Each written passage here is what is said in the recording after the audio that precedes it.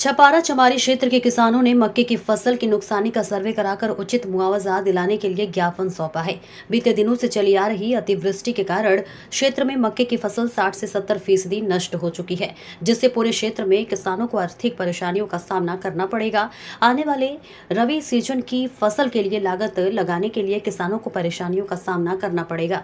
किसानों ने मक्के की फसल लगाने के लिए बैंक से कर्ज लिया है। अब खरीफ की फसल अतिवृष्टि से नष्ट हो गई है। अब किसके सामने रबी की फसल बोने का जुगाड़ नहीं है और ऐसी स्थिति में किसान चाहता है कि सरकार उनकी फसल का सर्वे कराकर उचित मुआवजा दे, ताकि वह रबी की फसल लगाकर अपने और अपने परिवार का जीवन यापन कर सके। चमारी क्षेत्र सहित पूरे जनपद क्षेत्र में काफी किसानों की फसलें अतिवृष्टि से खराब हो गई हैं और वे किसान अब प्रशासन की राह ताक रहा है।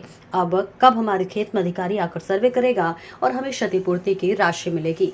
प्रशांत श्रीवास्तव की देखिए खास रिपोर्ट। आज विज्ञापन सौंपे हैं आपने तहसीलदार मैडम को, क्या उद्देश्य से सौंपे हैं? हमारे क्षेत्र छपारा विकासखंड के अंतर्गत चमारी क्षेत्र में मक्के की जो फसल की 90% बोनी होती है पूर्ण रूप से वो अतिवृष्टि के कारण नष्ट हो चुकी है। किसान बहुत चिंतित है। उसके सर्वे कराने के लिए शासन से मांग की है और उस सर्वे कराकर उचित मुआवजा दिलाने के लिए ये आज ज्ञापन सौंपा गया है। क्या लेकर आज विज्ञापन सौंपे?